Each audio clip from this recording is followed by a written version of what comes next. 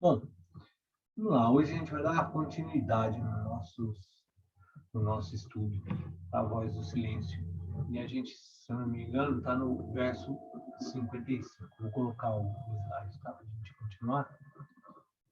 As nossas...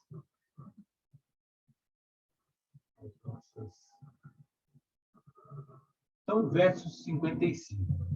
Vamos retomar um pouquinho só, né, o que a gente viu. A gente parou aqui quando ele fala da necessidade de limpeza mental, né?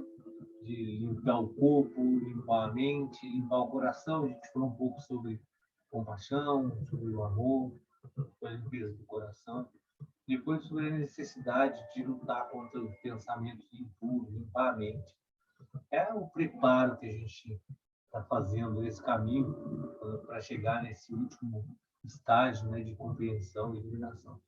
E aí ele fala assim: antes que o poder místico possa fazer de ti um Deus, sempre lembrando, né, que a gente está nesse momento do livro que está falando sobre essa caminhada que a gente vai se libertando dessa condição humana até chegar nessa possibilidade de, né, que do yoga é chamado de moksha, né, que é se libertar dessa condição existencial limitada, condicionada, né, no ser humano. E aí ele coloca o poder místico, né, que possa te fazer de ti um Deus, né, no sentido até muito usada essa questão de devas, né, de alcançar essa plenitude. Lano significa discípulo, né, Orlando? Deves ter adquirido a faculdade de matar a vontade, a tua forma lunar. Como a gente viu no verso anterior, né, a forma lunar é a nossa forma dos desejos, né, a nossa externalização do mundo. Ela, mais na frente, aí vai falar exatamente desses dois aspectos que a gente tem, né?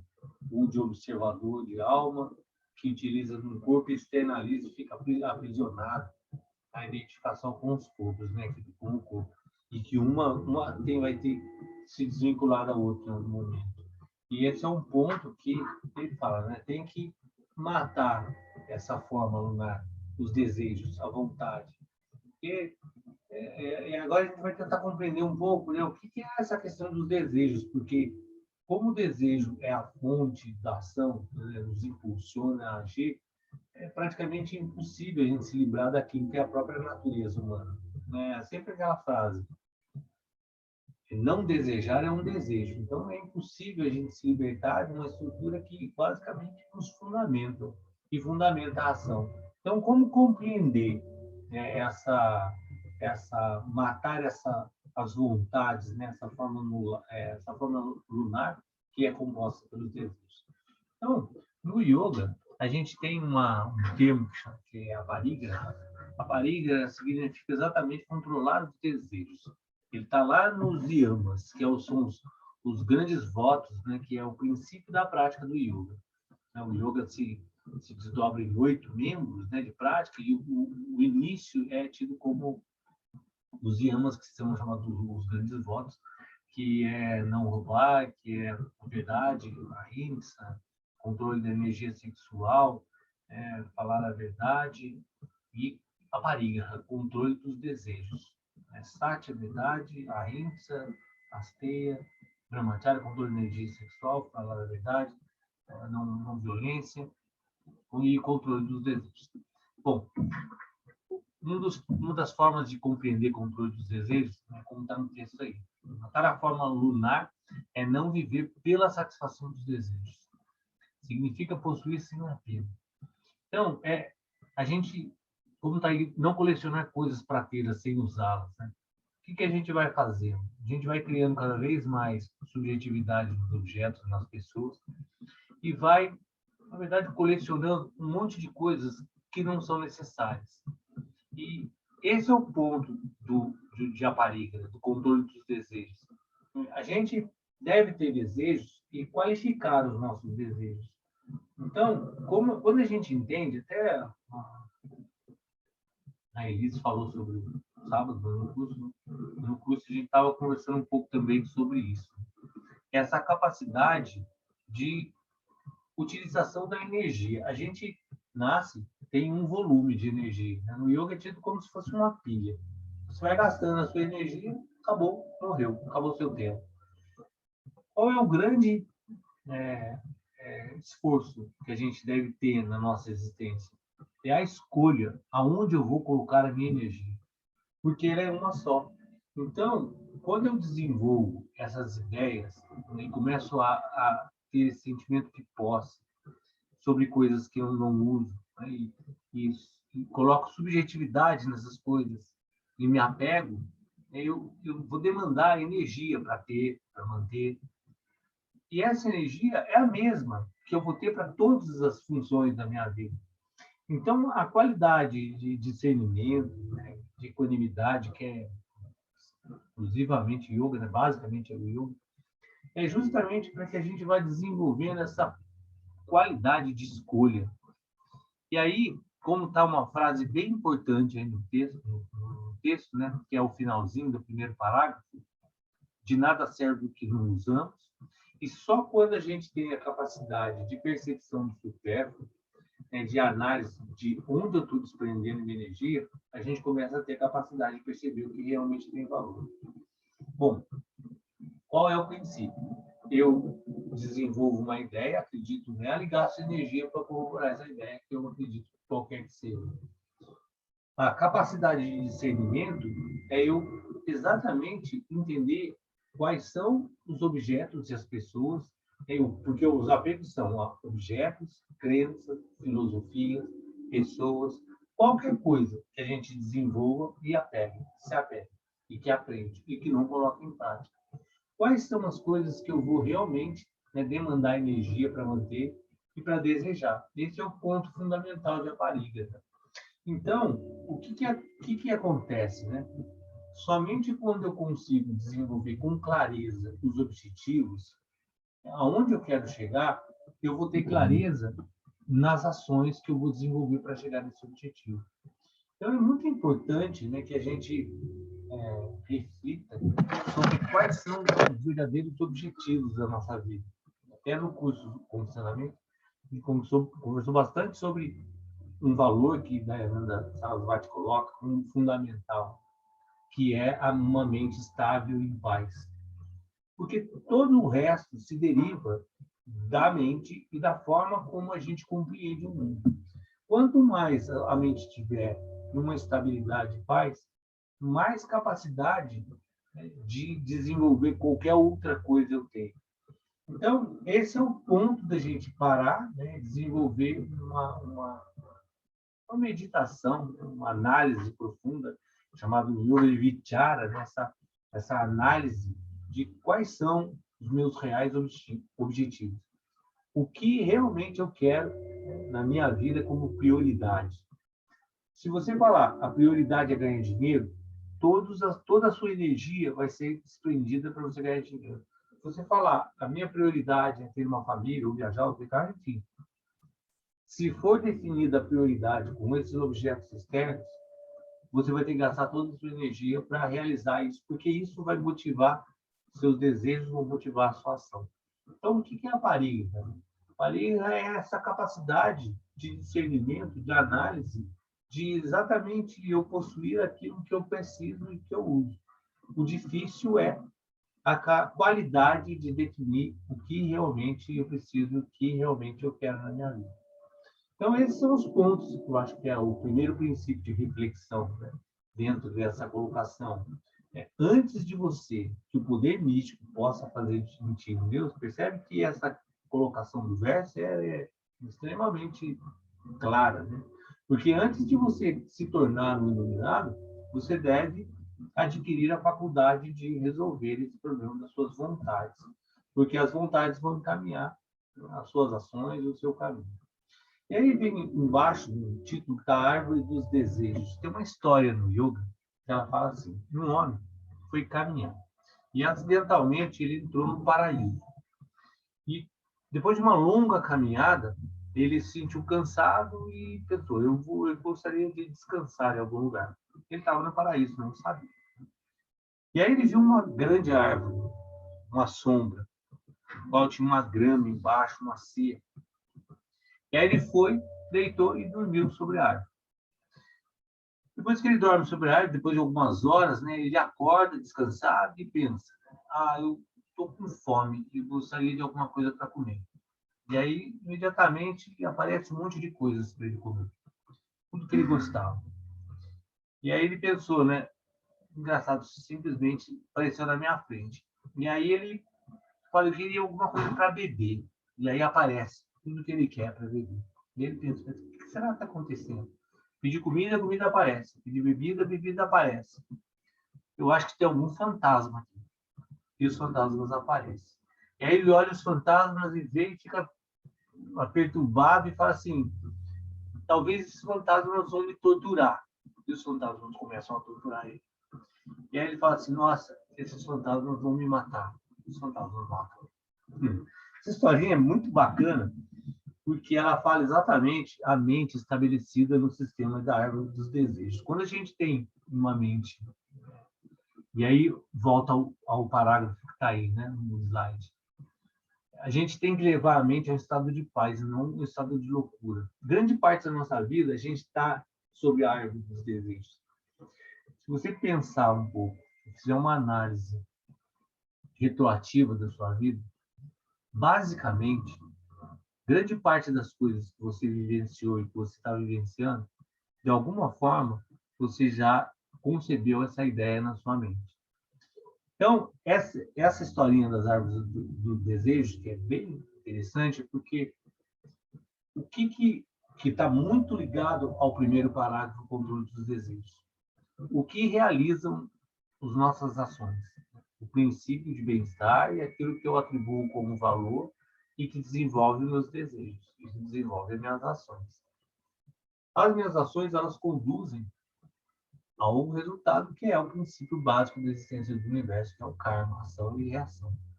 Então, o que acontece? Eu construo na minha mente uma estrutura, né, de percepção do que eu quero, dos meus desejos, e jogo as minhas energias e as minhas ações para a realização daquilo. Só que a minha mente, ela não necessariamente, ela cria só os aspectos que a gente gosta. Ela cria também os fantasmas, as torturas dos fantasmas e os fantasmas nos matando, porque grande parte dessa energia está sendo usada para fazer uma perspectiva de que não vai dar certo, que algo não vai dar errado, que alguma coisa vai dar errado, que por que isso acontece comigo. Percebe que a gente está construindo essa árvore dos desejos exatamente como uma história. Na hora que alguma coisa acontece de bom, então, não é possível, né? Alguma coisa está errada acontecendo de bom. Isso aí é porque pode ser que aconteça alguma coisa errada. Todas as perspectivas que a gente vai desenvolvendo na nossa mente, existe uma organização de energia, de ação posicionada para que realize essa estrutura de desejos. É muito interessante entender essa estrutura dessa historinha é, contada, porque ela dá uma clareza sobre como funciona essa árvore dos desejos, né, no qual a gente está sentado embaixo, né, da nossa vida. Então, basicamente, uma vez que o pensamento e a emoção se organizam, toda a estrutura de energia e ação vão caminhar na mesma direção. Só que se a gente parar para fazer uma análise mais profunda da nossa estrutura de pensamento, muitas delas estão focadas nos fantasmas, nas torturas e na morte que os fantasmas vão causar. Então, basicamente, a gente tem que limpar essa mente, por isso é fundamental os 3 versos anteriores, né? Limpar o coração, limpar a mente e matar essa vontade da forma anular, que são as formas dos desejos. E isso tem que ser absolutamente claro. Então, quando o Dayananda Sarasvati ele coloca, né, que quando o principal de todos deveria ser a mente estável e em paz, e aí todo o esforço nosso deveria ser para que essa mente esteja em paz, estável e equânime, essa seria a base, para que dali eu tivesse discernimento para desenvolver o resto das minhas preocupações e desejos, até análise sobre os desejos. Então, qual é o princípio para que a gente consiga desenvolver uma capacidade máxima de criação e manifestação? Uma capacidade máxima de organização de pensamento, emoção, desejo e ação. Quando eu consigo alinhar esses 4 fatores, né, num determinado ponto, eu consigo levar a uma realização, uma capacidade imensa de realização. Essa mesma capacidade imensa, né, essa força gerada de realização, ela pode realizar coisas que sejam boas ou coisas que sejam ruins, porque a natureza do nosso pensamento, ela está estruturada às vezes em coisas ruins. Pode analisar, todos nós aqui, né, parar um pouco para pensar, quantas vezes a gente não está imbuído e carregado de pensamentos de que vai dar errado, né? Aquilo não vai dar certo. De alguma forma, eu estou com medo dessa. E o medo é a pior das energias, a mais paralisante. Né? E quando eu estruturo esse pensamento, ele desencadeia esse alinhamento entre pensamento, emoção, energia e ação. Percebe que, no final, nós estamos criando os fantasmas, nós estamos criando os próprios fantasmas que vão nos torturar e nós estamos esperando que eles nos matem, entende? Então, a gente está embaixo dessa árvore do desejo sem conseguir estabelecer essa capacidade de manifestação, só que para aquilo que a gente quer. E outro problema muito importante, quando eu consigo organizar essa estrutura de pensamento, emoção, energia e ação de uma forma organizada para que gere uma força, normalmente ela está estruturada para um destino supérfluo.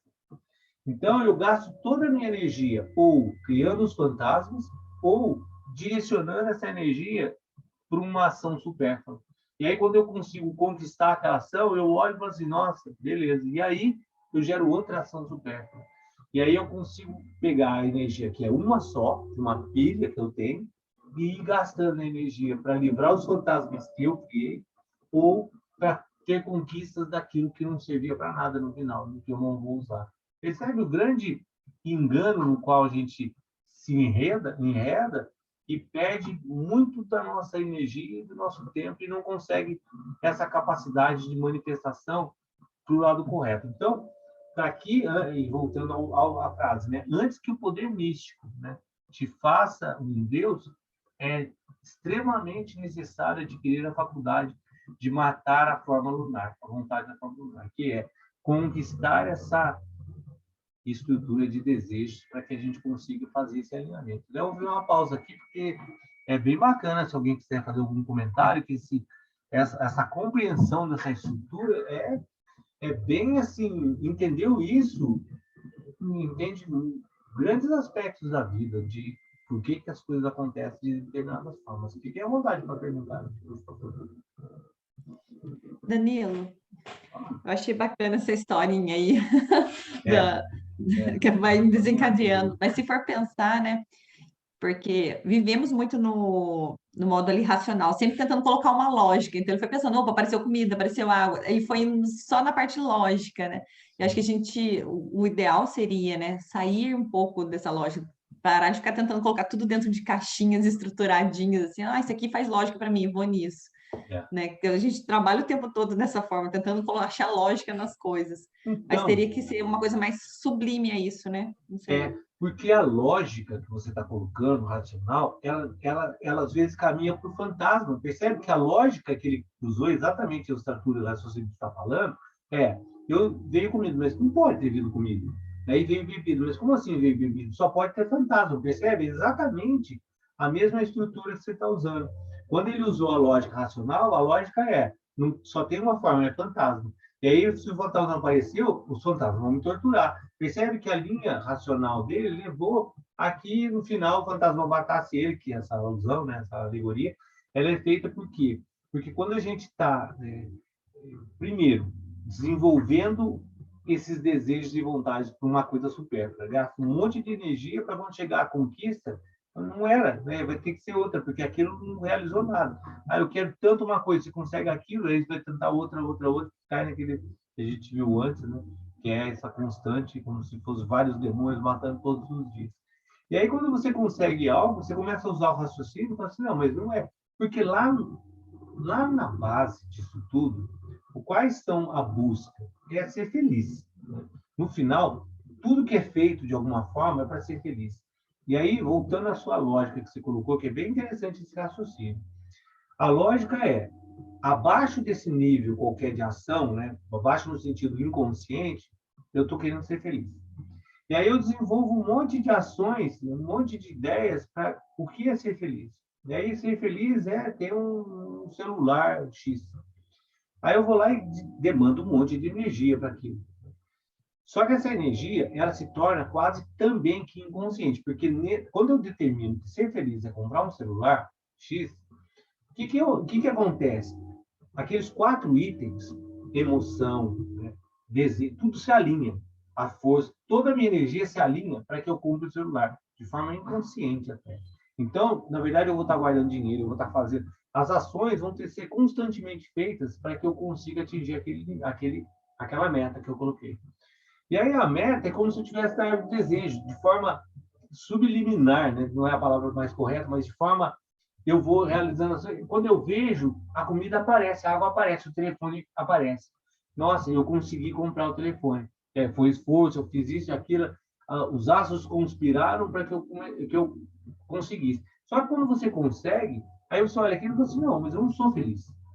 Não atingi a felicidade máxima no celular. Pode ser até que nos primeiros dias você sinta um êxtase, um prazer, mas logo em seguida ele vai se tornar um telefone. Né? E aí, o que acontece? Não está certo. Algum fantasma deve ter aqui. Porque não é possível. Eu fiz tudo certo, comprei, não estou feliz, percebe? Aí a lógica vai nos caminhando para desenvolver não é o telefone, é algum fantasma. E aí começa o ciclo de que a gente nunca sai desse princípio de sofrimento e os fantasmas todos às nossas voltas todos os dias. Pode falar. Que bacana, é isso mesmo, Que né? bacana, né? Não, é bacana. E rotular como fantasmas, porque realmente, né, nós É, vivemos atormentados pelos nossos fantasmas é, ali, né?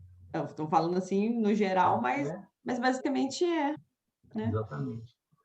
Os fantasmas que nós mesmos criamos. E Mas tem eu outra acho. coisa. Pode falar. Não, pode falar, pode continuar. Não, é que eu ia mudar de assunto, pode falar, voltar aí. Então, a questão é conseguir o celular, mas alguém vai tentar me roubar. Então, eu crio esse fantasma, né? Também. Então, Também. consigo a felicidade plena porque eu ponho medo junto. Então, se eu Também. acumulo riqueza, eu tenho que pôr um alarme, senão vão roubar minha casa, né? Também. Então, além de você, quando depois ficou uma semana, um mês com o celular e se transformou num telefone comum, já não é mais aquele desejo, até porque ele vai ter outro, tem toda essa energia em torno, né, desse supérfluo que foi criado, você falando do alarme, o medo, o roubo. Quer dizer, no final, né, voltando à questão da energia, é uma só que você tem, a escolha que você está fazendo, você está demandando a sua vida para aquelas escolhas, para aqueles desejos. Então, como está no universo, né? Jamais você vai se tornar um Deus, né? Um iluminado, enquanto estiver preso nesse conjunto de apegos, de supérfluos, no qual os fantasmas todos estão. Os fantasmas que geram outro fantasma, que gera outro fantasma, e a gente fica perdido nessa árvore dos desejos. E, na verdade, a gente está sentado na árvore dos desejos. É só alinhar pensamento, emoção e criar essa capacidade, né, de manifestação que a gente tem. Só que Daí precisa saber na para quê. parte de cima, né? Na parte aí do controle dos desejos, né? O primeiro que colocou ali, eu até marquei aqui, definir o que eu preciso, né? O que eu uso. Porque eu acho que isso é muito difícil, né? Porque hoje eu falo assim, eu preciso disso. Amanhã talvez a ideia mude, né? Não preciso mais É. disso, preciso de outra coisa. A gente sempre correndo atrás, né, desses desejos, sempre O que criando essa a rodinha. pandemia nos ensinou de alguma forma, né? A quantidade de roupa que a gente tem e não usa, quantidade de objetos que a gente tem em casa e não usa, né? Tudo isso foi energia gasta, tudo isso foi esforço, tudo isso foi Verdade. tudo isso a árvore dos desejos nos proporcionou. Né? De alguma forma, você olhar à sua volta, a quantidade de coisas, eu quero estar lá, eu quero beber, apareceu a bebida, eu quero a comida, apareceu a bebida, alguma coisa está errada. Porque mesmo com tudo isso, eu não sou feliz. E aí começa a criação dos fantasmas. Percebe que entender isso é uma grande chave da nossa vida. A capacidade de, primeiro, a observação do que é supérfluo, a definição clara do objetivo, do que eu vou gastar minha energia, aonde eu vou colocar minhas energias, isso é muito importante. E aí, na medida que vai qualificando os desejos, vai gerando esse alinhamento entre emoção, entre desejo, emoção, energia e ação. E aí se percebe que a gente cria um potencial de manifestação, né, impressionante, né? As coisas começam a entrar num alinhamento, né? Até o texto ele tem uma parte que ele fala que é interessante, né? Dessa forma, se organizando em direção, a gente gera uma força, uma capacidade imensa de criação. É bem legal se a gente fizer uma análise um pouco mais profunda sobre essa parte do texto. Alguém quer colocar mais alguma coisa, gente? Fique à vontade. Então, vamos lá, no verso seguinte. O verso seguinte, ele vai exatamente colocar agora as duas condições no qual a gente está preso, né?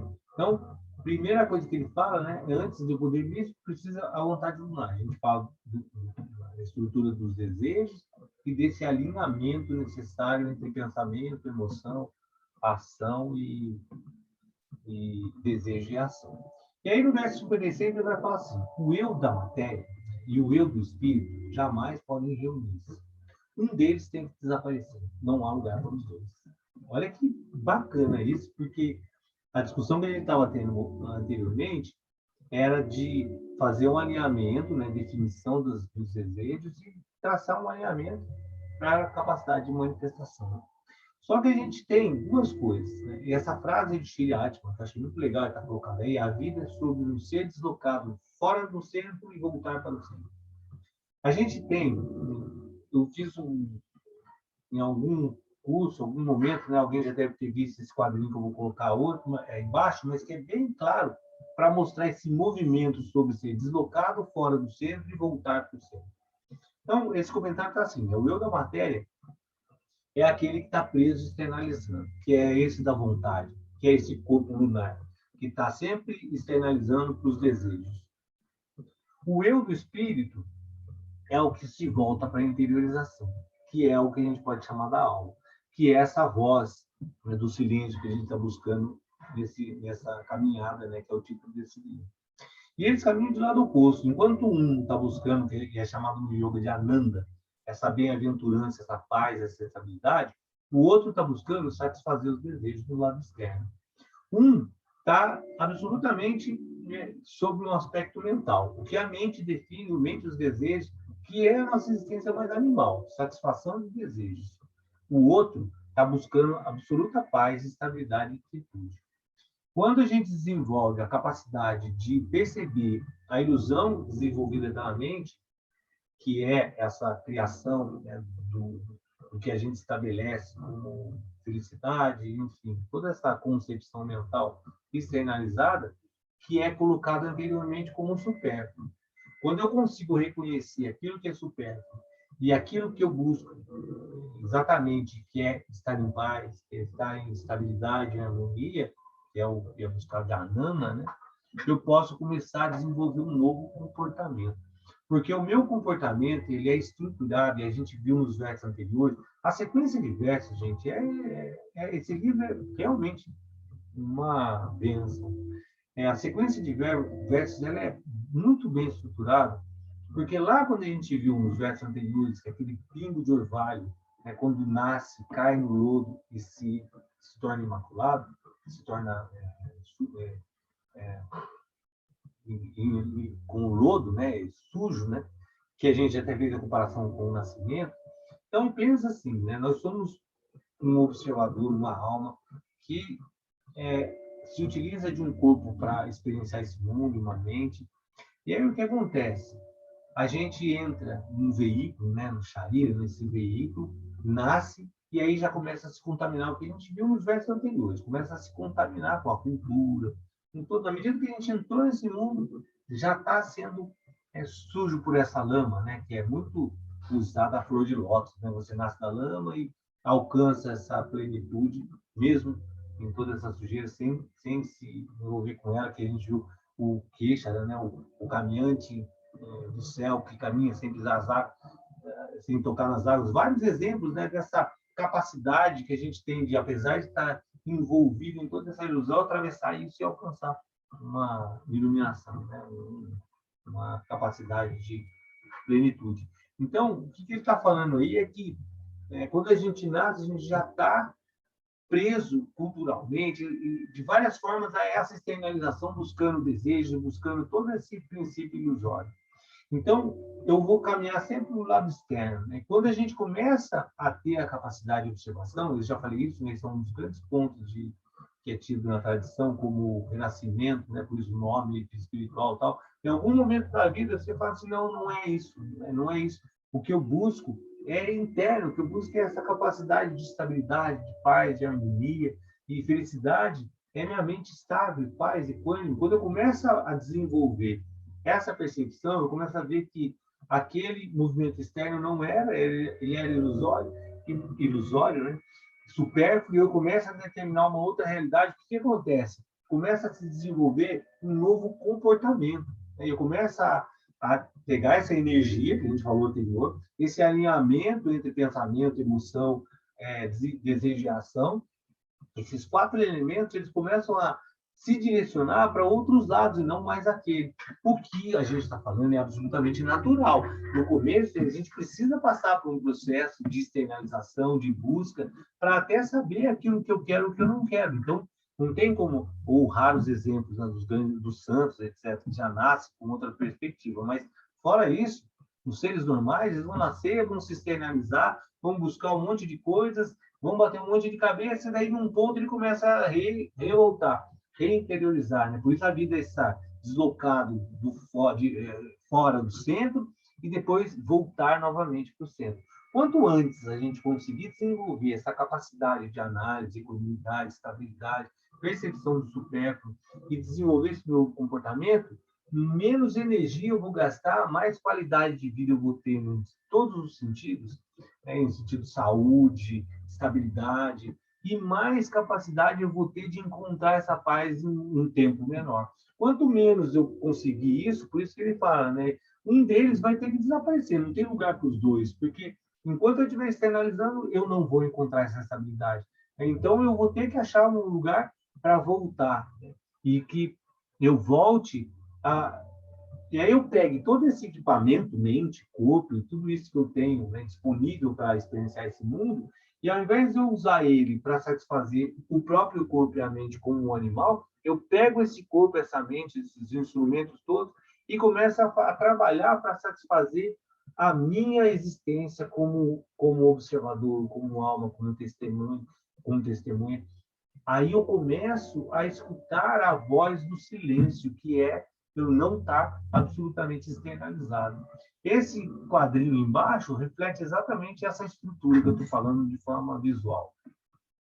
Aqui tem a alma, agente puro, né? Que quando essa gota de orvalho caiu na existência, ela já é contaminada. E essa alma, ela se utiliza de um sistema, né, para observar o que está lá do outro lado, que é a manifestação. O que é a manifestação? É uma estrutura vibracional, né, do universo que vai ser interpretada por 5 sentidos: paladar, olfato, audição, visão e tato.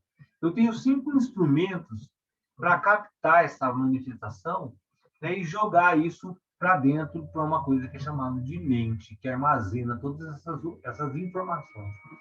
Isso aqui, no yoga, é chamado de Antakarana. É o sistema no qual eu observo o universo. Ele é composto de mente, ele é composto que é chamado de Ahankara, a capacidade de individualidade, eu perceber que eu existo. Ele é composto de Buddhi, que é chamada inteligência, que analisa todo esse sistema, e de uma consciência que está acima disso, que observa todo esse sistema. Esses 4 pontos, chamados Antakarana, é o sistema no qual eu observo o mundo. A forma grosseira dele é o meu corpo com os sentidos que captam essas informações. Quando eu capto essa informação da manifestação e jogo todas essas informações na mente, como um silo, né, de memórias, eu vou qualificando isso que eu estou vendo através de nome, forma e ideia. Isso torna-se um objeto, seja ele sutil, pessoa, ideia, crença, não importa. Isso torna-se um objeto. Esses objetos são todos sendo guardados dentro dessa, que é manas, né, que é o aspecto mais grosseiro desse sistema, é a nossa mente. todas essas informações ficam guardadas aqui. E eu vou recebendo isso e vou guardando isso. Percebe que nesse ponto aqui, ó, dos sentidos para o que eu estou observando, eu sou uma máquina, eu sou um corpo, eu sou um animal. E esse animal, enquanto eu estou apegado, e isso tudo é fundamentado numa estrutura de desejos e prazeres. Por quê? Porque quando eu tenho prazer, eu quero estimular a receber mais informações desse universo que eu estou observando. E eu tenho a mente funciona de duas formas, prazer e aversão. Quando eu tenho aversão, eu gero uma ação de me afastar daquilo. Quando eu gero prazer, desejo, né, que se chama raga do eixo, raga, é prazer, eu tenho uma ação para me aproximar e receber essas informações. Por que isso? Porque isso é a estrutura natural que faz com que eu me relacione com o mundo e tenha vontade de me relacionar com o mundo. Aquele corpo lunar lá que ele fala da vontade, é esse sistema que é impulsionado por desejo para que eu tenha vontade de existir. Por que eu quero existir? Porque eu quero satisfazer o meu desejo. Por que um cachorro quer existir? Porque ele quer comer, banar rabo, ele quer latir, ele quer agrado, ele quer satisfazer esse sistema externo da existência. Tá claro, gente? É bem legal essa parte, tá?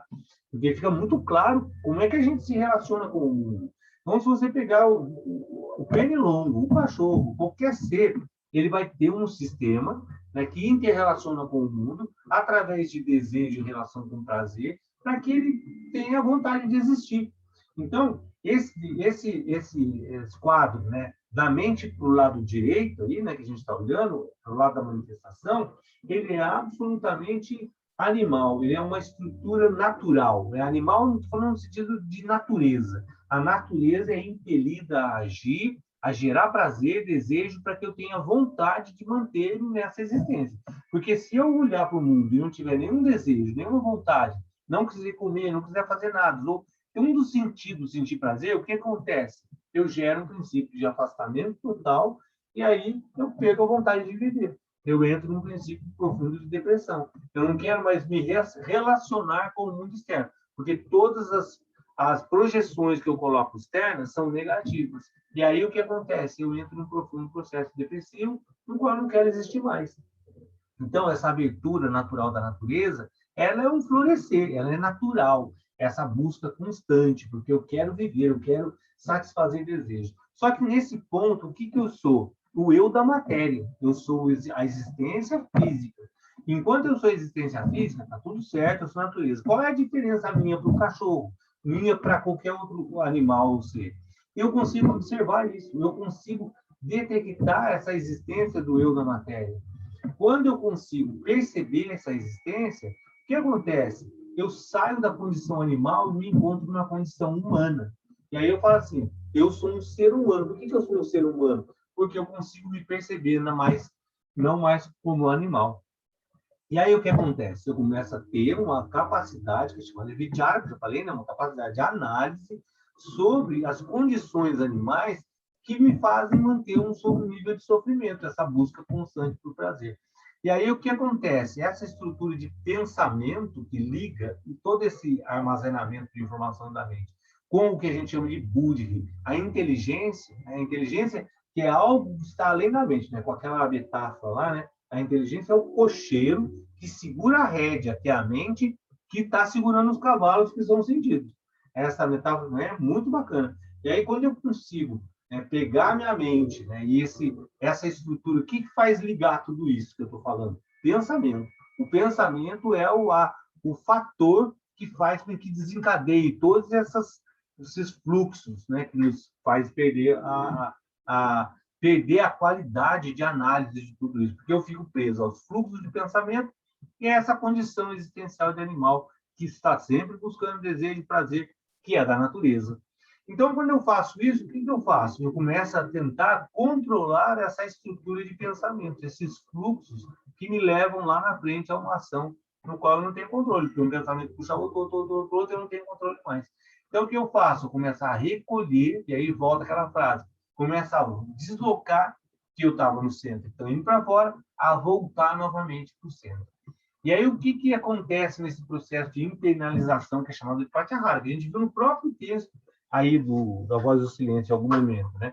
Que é esse momento de internalização no qual eu vou conseguindo controlar esse sistema externalizado de desejos, de sentidos, e vou encontrando a profunda estabilidade, porque essa percepção, no final de tudo isso que está acontecendo, é só uma criação desse sistema, né, que desenvolveu uma ideia, um nome, uma forma dos objetos, e eu me apeguei a eles, mesmo que eles sejam supérfluos. Então, toda a energia que eu tenho para existir, eu estou gastando desse sistema aqui de criação e identificação desses objetos que eu vou dando subjetividade para eles. Na hora que eu percebo isso, eu vou tentando diminuir, eliminar esse fluxo constante de busca por prazer, por objetos, que é o princípio de equanimidade, de estabilidade mental, que são, da raiz do que a gente está falando mais grosseira, os exercícios de respiração, os exercícios de controle mental, diminuir essas flutuações. Quanto mais quietamente, os mantras, né, que até a Sandra falou da live, né, na live agora eu falei dos mantras. O que são os mantras, basicamente? Né? Uma estrutura que vai nos equilibrando, vai trazendo um ajuste nessa frequência, porque tudo isso que a gente está falando, se a gente vê em última instância, são vibrações, né? São sistemas vibracionais transformados em ideias por o próprio sistema mental, de sentido, que interpreta tudo isso. Então, o que eu faço? Eu uso dessas ferramentas para equilibrar novamente esse sistema, harmonizar isso tudo, diminuir esses fluxos, reestabelecer essa frequência, para que eu consiga, então, né, dar espaço para que esse eu do espírito aqui, né, essa alma, essa voz do silêncio, ter condição de se manifestar. E aí eu saio dessa loucura. E aí volta aquela frase anterior, né, que estava aqui. Precisamos levar a mente à paz e não a uma fonte de loucura. Porque aqui, quanto mais externalizado está, mais fantasma vai aparecer, mais essas manifestações da loucura. A mente vai ficar instável, e aí eu entro nesses princípios de transtorno que a gente está vendo direto aí, né, como um grande mal da humanidade hoje, esses transtornos de ansiedade, etc., que está tudo ligado aqui, percebe? Por que está um grau de ansiedade alto? Porque existem inúmeros objetos com nome dele, no qual eu estou gastando energia para manter, como a Cristina colocou, né? É o bem, o seguro do bem, o medo de perder, enfim, um conjunto de fantasmas que eu estou sustentando é que tira a minha estabilidade no final, tira o que é o real, né? O que eu busco é essa estabilidade, essa paz que está encoberta por todo esse sistema. Como é que eu faço para encontrar essa paz, resumindo de uma forma muito simples? Aquietando esse sistema inteiro. E como é que eu aquieto se a mente é naturalmente uma flutuação, né? A natureza da mente é flutuar, estabelecendo uma harmonia. Por isso o mantra é um instrumento fundamental, porque o mantra, ele gera o que é chamado de quietude ativa. Ele traz essa estabilidade, que é como se afinar o seu instrumento. O instrumento está tocando, está ativo, mas o som está harmônico. E aí traz esse princípio de paz. E é a quietude ativa, porque a mente ela não vai parar. Se ela parar, eu cessei a minha existência. Até no budismo fala, cessou a mente, se encontra a iluminação. E no final a mente vai flutuar. Então, o que eu tenho que fazer? Eu tenho que harmonizar. Eu tenho que manter um princípio de quietude no sentido de harmonia, reduzindo os fluxos, né, que eu estou perdido nessa questão, nesse princípio dos desejos. Alguém quer fazer uma colocação, gente? É bem bacana, né? Porque se você fizer ver, é uma análise estrutural da nossa existência, que os yogis já tinham esse conhecimento há milhares de anos atrás, né, de todo esse funcionamento, né, da mente, do ser humano, no qual o princípio básico é aquietar toda essa fazer da mente a nossa amiga. Krishna fala isso no Gita, né, um resumo bem básico de tudo isso que eu estou falando, né?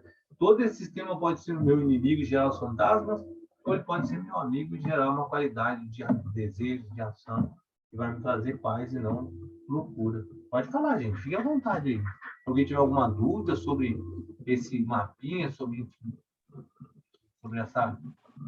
E o mais doido ainda é que a mente, né, a alma, no caso, ela é espectadora, né, disso daí tudo, né? Você vê todo esse sistema aí, a alma tá ali, de boa. Isso é uma colocação extremamente importante, porque a gente não está buscando nada no final.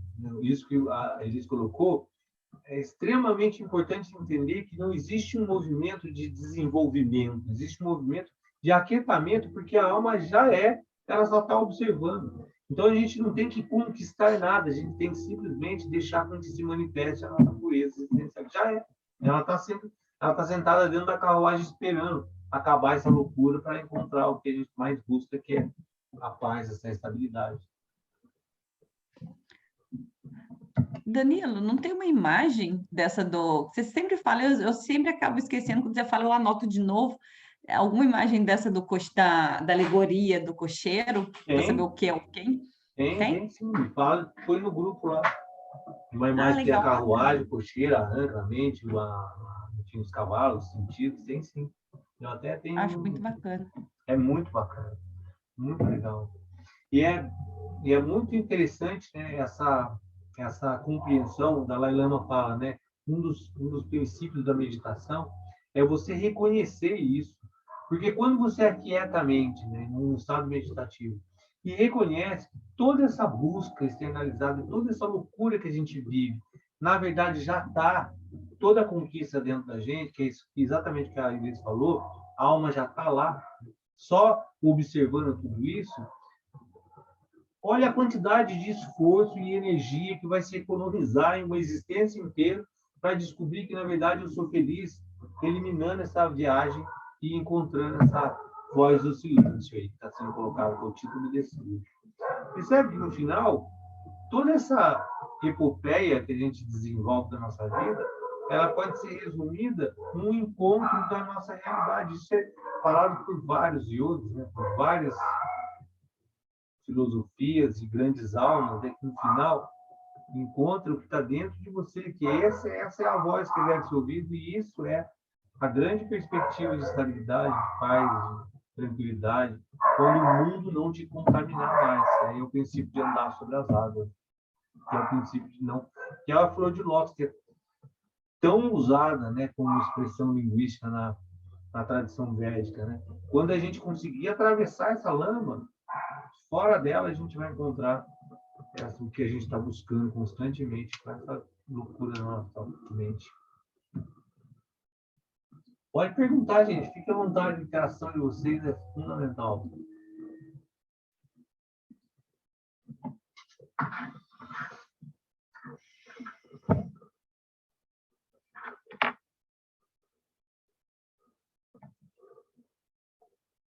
Tranquilo? Esse mapinha aí, bem interessante, né? Ficou claro para todo mundo? Sim, ficou sim. Ficou muito bom. O próximo verso, eu nem estou querendo entrar exatamente nele, porque vou colocar ele aqui, mas eu não vou começar a falar sobre ele, que vai entrar... Depois vai começar a entrar em dois assuntos muito interessantes também, mas vamos colocar só ele aqui, né? Faltam, na verdade, 4 minutos. Se alguém quiser fazer alguma colocação, fique à vontade. Porque o próximo verso ele vai falar: antes que a tua alma possa compreender, né, o casulo da personalidade deve ser esmagado, estipado, e o verme dos sentidos destruído, sem qualquer possibilidade de ressurreição em quem sofre. Percebe que esse ponto ele se torna incisivo, né? Tudo isso que a gente está falando, né? Antes que a sua alma possa compreender a personalidade, tem que ser esmagada e extirpada. E o verme dos sentidos aí já entra com uma ênfase muito mais pesada, né? Deve ser destruído sem qualquer possibilidade de ressurreição de quem sofre. Porque, na medida que eu, né, encontro essa perspectiva, né, e volta de novo, né, a essa personalidade de sentido, de desejo, eu volto de novo a caminhar novamente para um princípio de estabilidade, de sofrimento.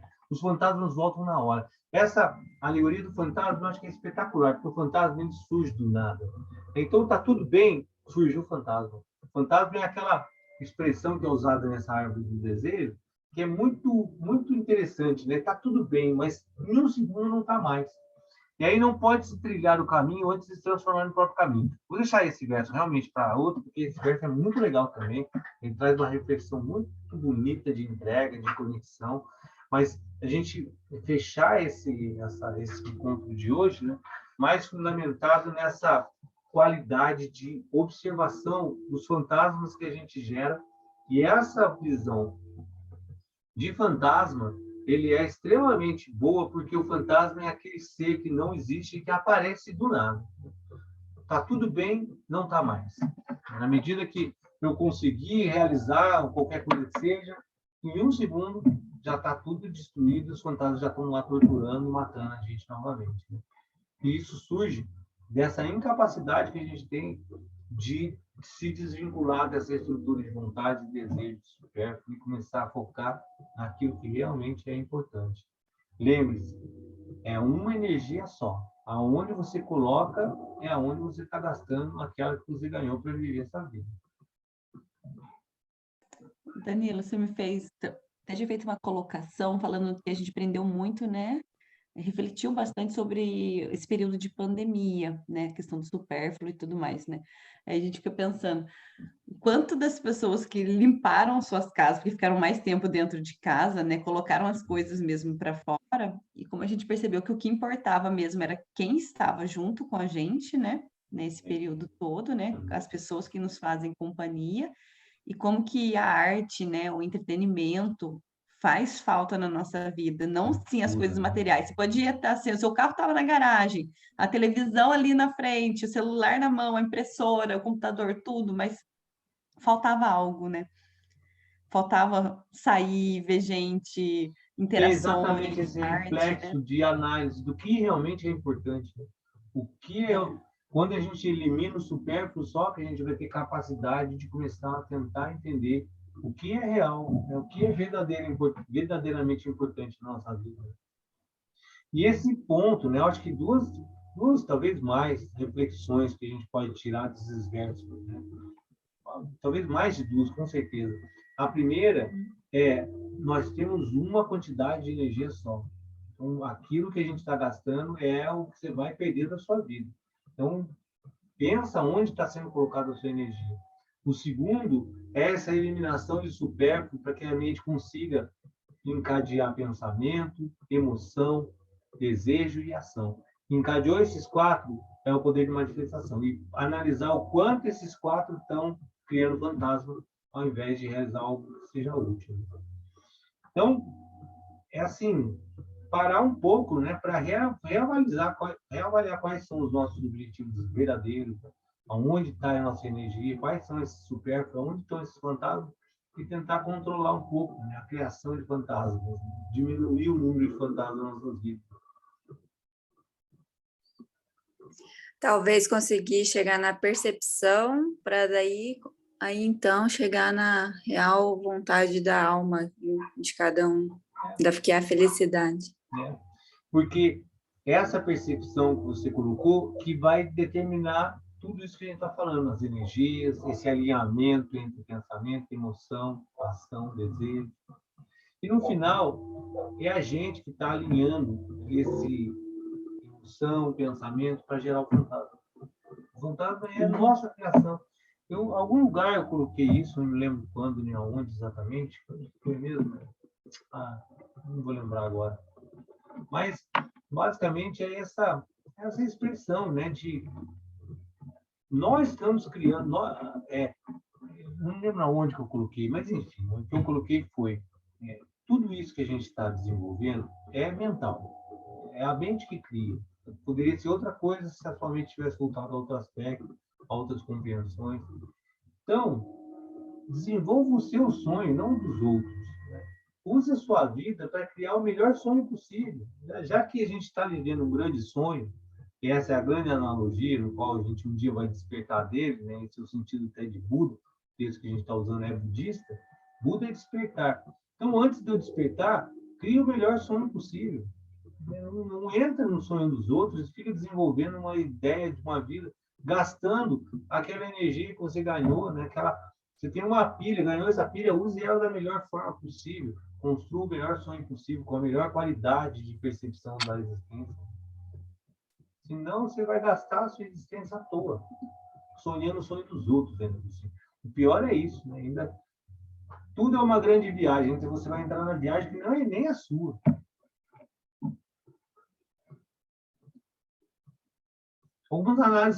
algumas coisas para a gente pensar. Bacana durante a semana, né? As semanas, as práticas vão estar todas voltadas para os chakras, coluna, chakra. Justamente é buscar essa harmonia, né? As meditações, tudo vai ser voltado para que a gente consiga estabelecer uma harmonia. Primavera é o momento de buscar o novo, então é o momento de a gente trabalhar o máximo possível essa harmonia mental, física, para jogar as energias aonde deve ser jogado, aonde precisa ser jogado, para a gente, para cada um. Começando uma nova estação, né? Né? Novo ciclo. E é a estação do florescer, né? Da criação. É um momento certo para isso. Certo, gente? Alguém quer colocar mais alguma coisa? Tranquilo?